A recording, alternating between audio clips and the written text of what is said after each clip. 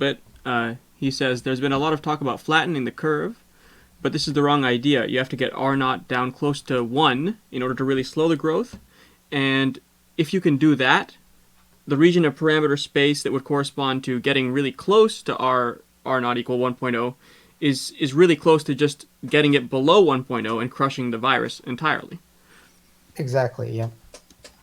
And yeah, so I concur completely. I think that fundamentally, you can see this conversation on Twitter. I'm going to link it in my Discord. Um, Here it is. Like there's this Twitter conversation where Robin Hansen says some UK official got in trouble for saying that their plan is to reach herd immunity, but herd immunity is in fact the only realistic option other than draconian lockdown on social contact, sustained for several years it will likely take to get an effective treatment. So, like, part of that may be correct. You do need a draconian lockdown on social contact, but where do you get this idea that it has to be for years to be effective? Right. Exactly. And I think the UK planners seem to be worried about a second wave in the fall if they lock it down now, and that's a possibility. I think if that happens, then you can always do a second lockdown, and it will still be easier than trying to spread it out by flattening the curve over a long period of time. And I do believe that once you have infections sufficiently low, then there are other more efficient ways of keeping R naught at one effectively or below one, as South Korea has proven, where they are taking some kind of blanket measures. They I believe they still have schools closed, but they don't have the country locked down nearly as much as what had to happen in China and what's having to happen in Italy, because they are carrying out mass testing for anybody with pneumonia or even flu-like symptoms, And and they're then they're doing doing the infrared camera thing, right, where they yes, yes, nab everyone with yes, a fever. yeah, exactly. They're looking for people with fevers, and then whenever they do find a case, they're doing really strong contact tracing, where they check anybody who might have been in contact with them. They also but publicly mark kind of the locations and times on a map so that people can be aware, and so they're really doing this broad these broad methods to try to avoid the letting the disease spread without having to completely lock down the country, and they've succeeded here. Yeah, I've heard about this. I've heard about South Korea taking some rather draconian measures in order to make sure that people are aware of infected individuals, or maybe draconian is not the right word, but very thorough, such that like Yeah. people get alerts on their phone if they're near an infected person, telling them about it, where they are, what they're doing, that sort of thing. Yep. Yep. And that seems, frankly, very wise to me. And as dire a violation of one's privacy that may be, uh, there are worse things than a violation of your privacy in such circumstances. Ultimately, Like you know, dying.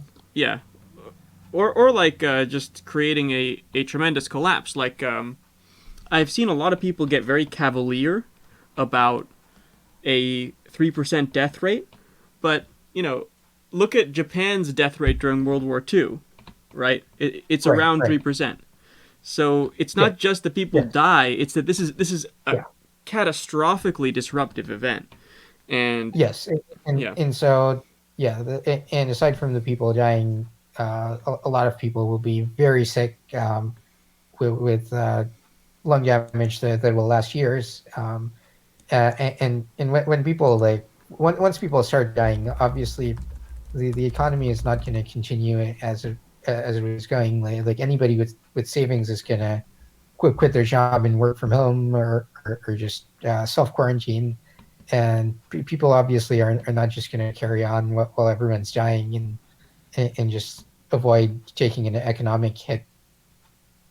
yeah. I mean, it just it seems to me that there's a yeah, there's maybe a boy who cried wolf effect, where people have been told about all these different disasters, many of whom have a dubious path towards, immediately affecting their Yeah, yeah, lives. But yeah. this is I think one with that's a very definitely direct path to affecting their lives. exactly. I think, for example, with Ebola, it was pretty clear that it was obviously a big deal in West Africa, but it was incredibly unlikely to be kind of a global issue. Um, and similarly with so some of the other pandemics, like Zika was a public health issue, but again, not not the end of the world. And not really particularly disruptive, even to the countries where it happened. It was really just a minor issue akin to say car accidents or something.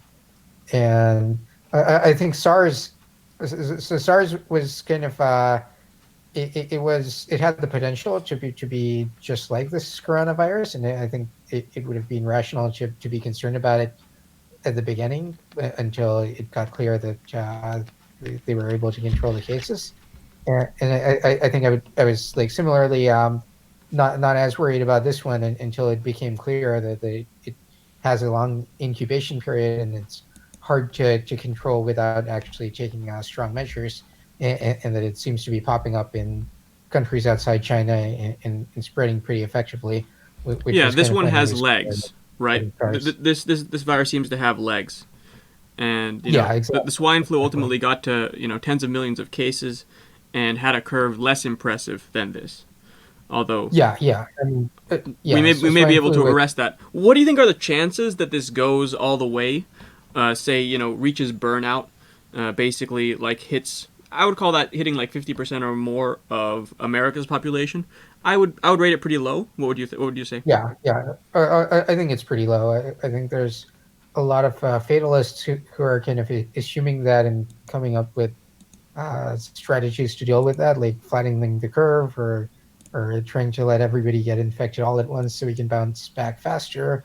But I think it's actually quite unlikely. I do think that uh, we will belatedly take the measures that are necessary to bring our not below one Yeah, in it's check. very easy to put your hands in your ears and whistle when the ICUs are not overflowing, but once they are, it's very difficult to Yeah, avoid paying exactly. attention. One thing, was it Robin or Robert Hansen, has suggested that Robin Hansen has suggested that we intentionally infect people to arrest the spread of the virus, akin to a controlled burn to stop a forest fire.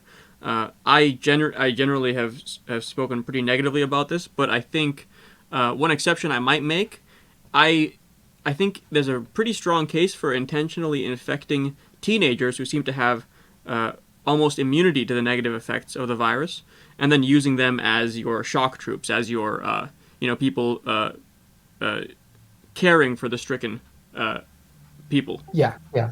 I think that would make a lot of sense. I don't think we're actually going to be doing that simply because of kind of the societal stigmas, but I think that would actually be a very rational strategy because the death rate for teenagers, if they're screened for complications, then the death rate will be quite negligible, and you'd have a bunch of people who are probably not only have a low death rate, but probably don't need significant hospitalization.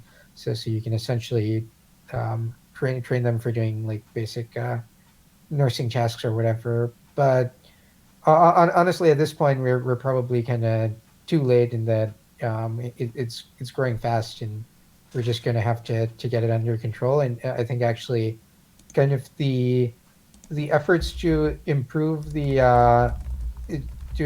supply of medical care, obviously they're important, but realistically, you cannot ramp those up exponentially.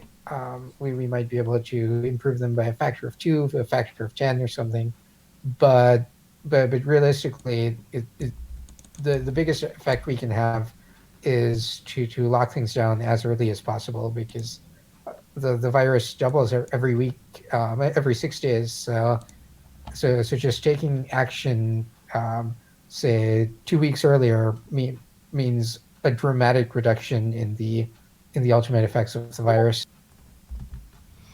What do you think of sort of semi-home remedies? Like people have talked about zinc as a treatment because of its efficacy in reducing the severity of flu-like symptoms in other diseases, and then also quinine has also been floated as a potential.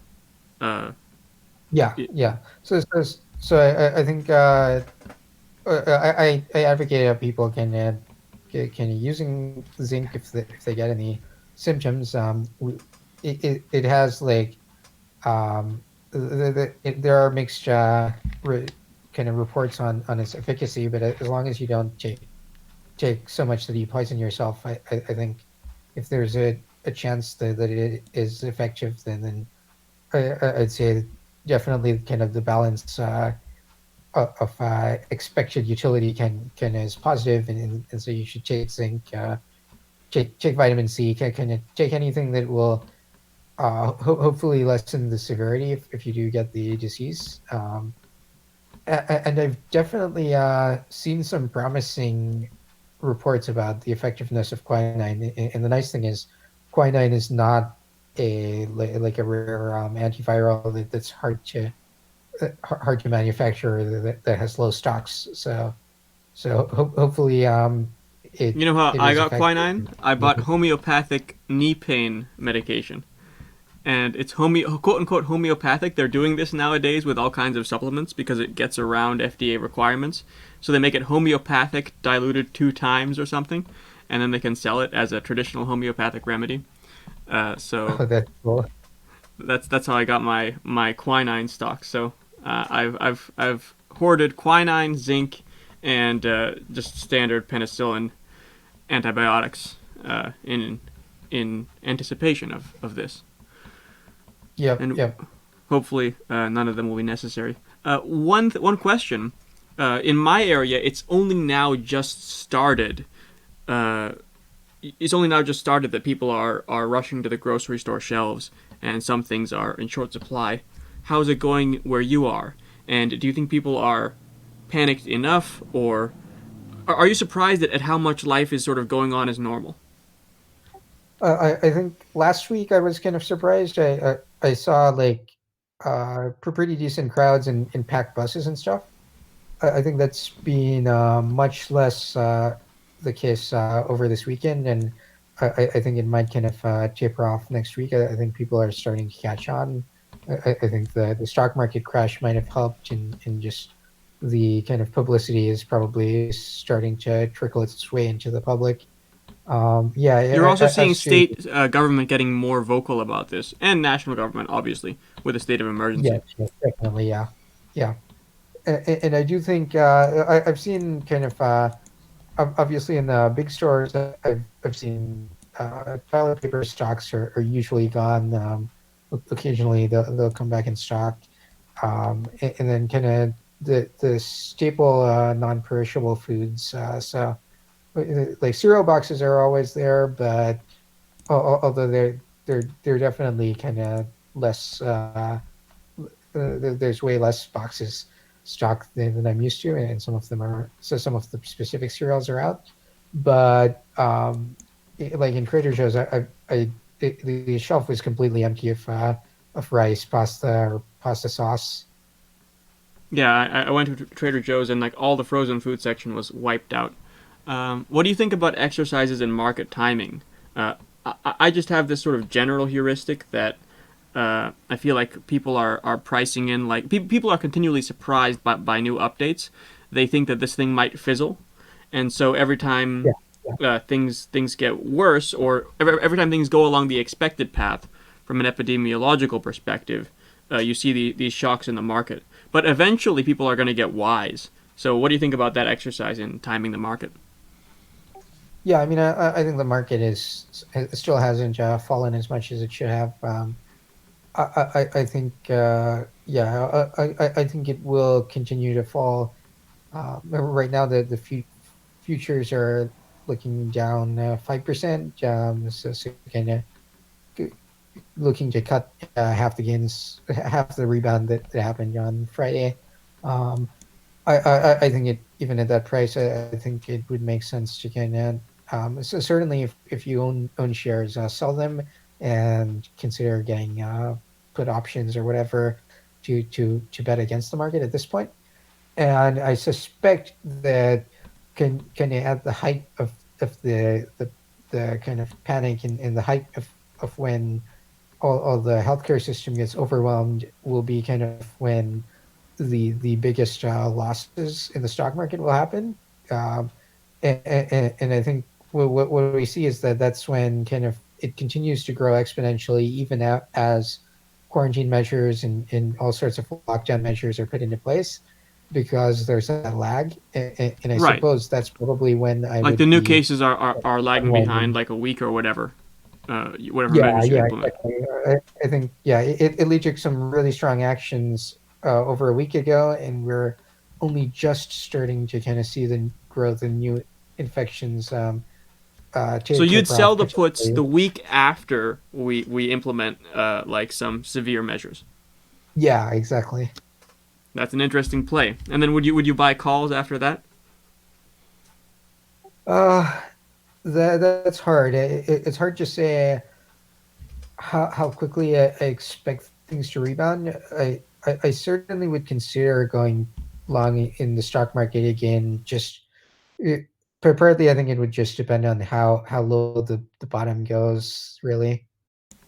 All right. Well, this was a wonderful discussion, and maybe we'll have another one really soon. But for now, this was Kyle and Cern with another episode of Kyle and Time. Good night, folks.